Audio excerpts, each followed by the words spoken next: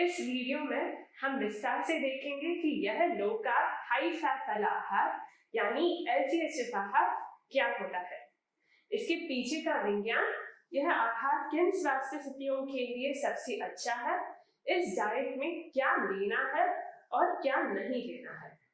Palaeo, कीटो और Atkins diet जैसे popular diets सभी इस कम कार्ब आहार के विज्ञान पर ही आधारित है। एक लो कार्ब हाई फैट यानी LCHF आहार एक अनुसंधान समर्थित आहार दृष्टिकोण है जो न केवल अतिरिक्त वजन और मोटापा कम करने के लिए मदद करता है बल्कि शरीर का ओवरऑल हेल्थ को सुधारने के लिए भी प्रभावित साबित हुआ है। डायबिटीज को उलटना, महिलाओं में अनियमित मासिक धर्म को नियमित करना और PCOS लक्षणों को उलटना, यह सब इस डाइट का क्लासिक हेल्थ बेनिफिट्स है। मैं कम कार्ब आहार के लाभ का एक सिंपल प्रूफ देना चाहती हूँ। हमारी डाइट कंसल्टिंग प्रैक्टिस में हमने देखा है कि हमारे 85% से अधिक महिला ग्राहकों PCOS लक्षणों को उलट दिया है और 100 दिनों के भीतर उनकी मासिक धर्म को नियमित कर दिया है। हम सभी समझ सकते हैं कि महिलाओं में मासिक धर्म विभिन्न रिप्रोडक्टिव हार्मोन्स का एक नाजुक संतुलन है और अनियमित मासिक धर्म यह संकेत करता है कि यह हार्मोनल संतुलन गलत गठन में है। जब कम कार्ब आहार ज्यादातर महिलाओं के लिए इस मासिक धर्म को नियमित करता है, यदि वे मोटे भी हो तो यह एक महान प्रमाण है कि शरीर हमें बता रहा है कि यह डाइट काम कर रहा है।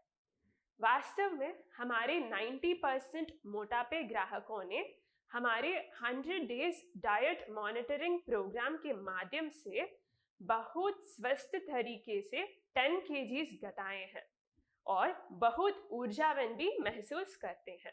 तो एक लो कार्ब आहार क्या होता है? कम कार्बोहाइड्रेट आहार में हम कार्बोहाइड्रेट को प्रतिदिन लगभग 40 ग्राम तक सीमित करते हैं और पर्याप्त प्रोटीन के साथ स्वस्थ और प्राकृतिक वसा के अनुपात को बढ़ाते हैं। दशकों से हमें कम वसा वाले और कम कैलोरी वाले आहार पर हमारे ध्यान केंद्रित करने के लिए गलत तरीके से निर्देशित किया गया है और वसा को विलन बनाया गया है।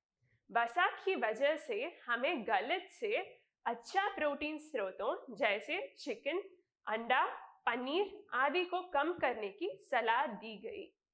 वसा की इस कमी से कार्बोहाइड्रेट और विशेष रूप से रिफाइंड कार्बोहाइड्रेट्स की खपत ज्यादा हुआ है जो सीधे मोटापा महामारी के साथ संबंधित है जो अब हम देख रहे हैं। तथापि कम कार्ब उच्च वसा वाले आहार LCHF का विज्ञान बहुत मजबूत है।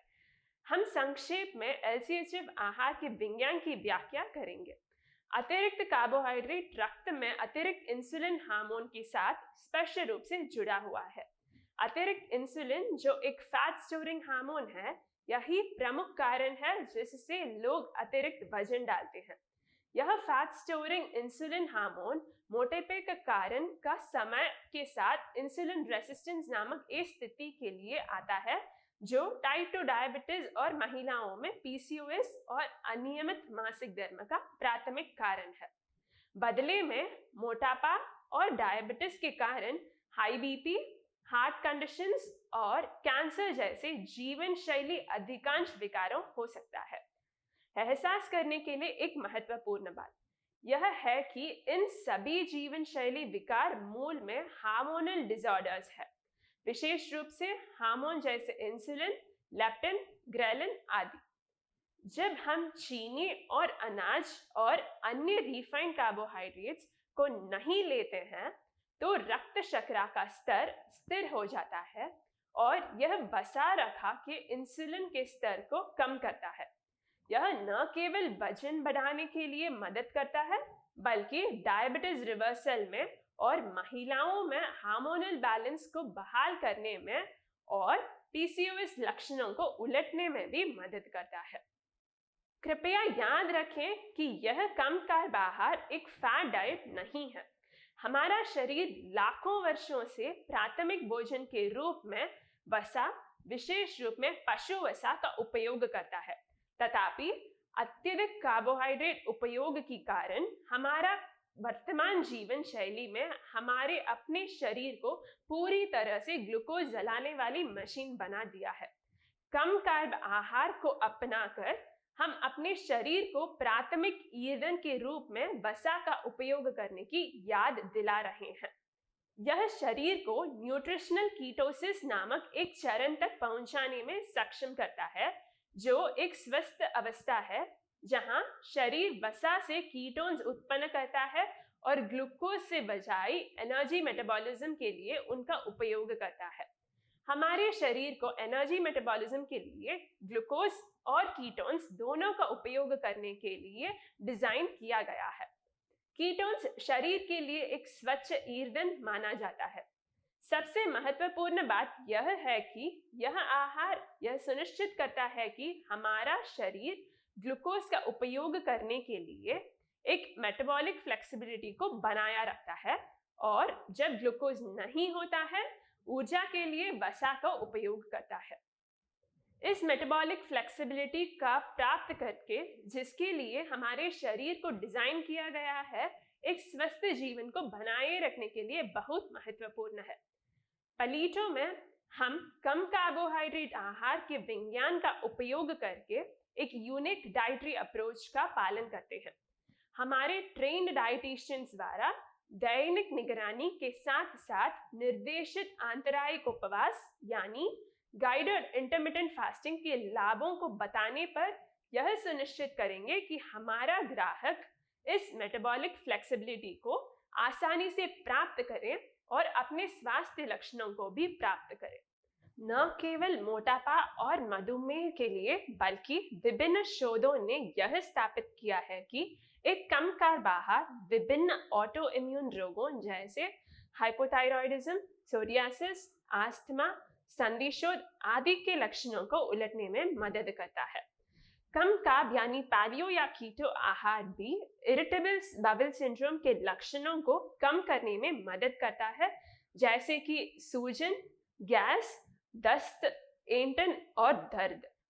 तो क्या सभी कार्बोहाइड्रेट को अनिश्चित काल तक मना करना चाहिए?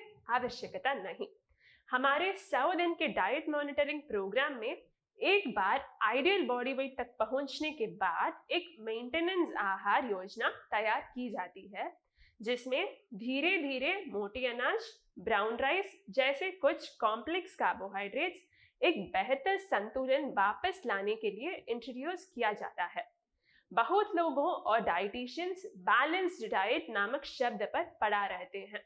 सच्चाई यह है कि कोई भी बैलेंस्ड आहार फॉर्मूला नहीं है जो सभी के लिए उपयुक्त हो। प्रत्येक व्यक्ति के शरीर की स्वास्थ्य स्थिति उस समय के लिए उस व्यक्ति के लिए सही संतुलन पर पहुंचती है और यह संतुलन स्वास्थ्य की स्थिति के बदलाव के साथ समय के साथ बदल सकती है।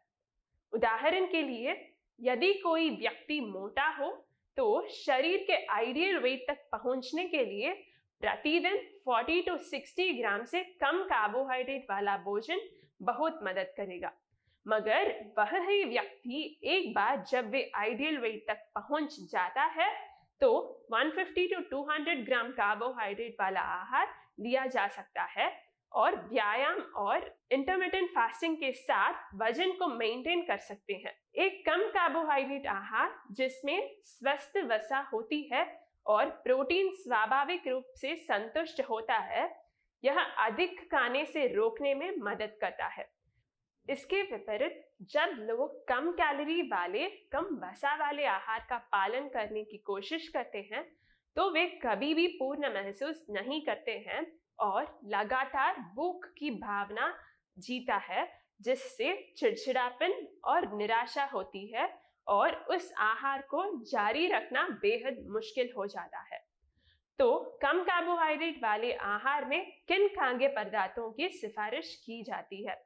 नॉनवेज प्रेमियों के लिए बहुत सारा चॉइसेस है, क्योंकि सभी नॉनवेज खाद्य पदार्थों जब तक वे तेल में तले हुए नहीं होते हैं तब तक उन्हें स्वस्थ वसा माना जा सकता है।